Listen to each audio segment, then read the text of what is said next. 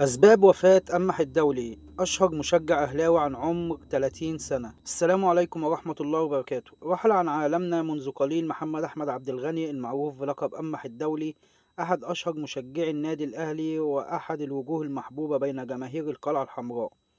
وأعلن الحساب الرسمي لأمح الدولي عبر مواقع التواصل الاجتماعي نبأ وفاته، مشيرا أن إلى صلاة الجنازة ستقام من مسجد السيدة عائشة وسط حالة حزن الشديد بين محبيه وأصدقائه. قبل دخول غرفة العمليات نشر شقيقه مقطع فيديو الأمح وهو مرتدي قميص النادي الأهلي، وكتب معلقا: النهاردة أصعب يوم في حياة أمح وأصعب عملية هتتعمل النهاردة في ظهره.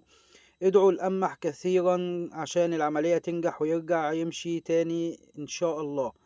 يذكر أن أمح الدولي كان يتمتع بحب واحترام كبير من جماهير النادي الأهلي منذ التشجيع في الملاعب وخارجها. فقد والدته في عام 2000 ثم والده في عام 2004، فتولت شقيقته الكبرى مسؤوليته ورعايته.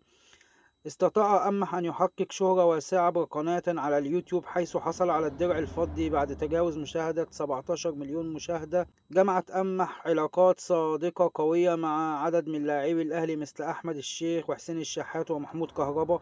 الله يرحمه ويحسن إليه ويكون من أهل الجنة ويصبر أهله اللي باقيين بعد وفاة مامته وباباه. ويا رب كل اللي يسمع الفيديو ويشوف صورة أمح يترحم عليه وبالرحمة والمغفرة ويكون من أهل الجنة ويصبر أهله يا رب العالمين، وإنا لله وإنا إليه راجعون.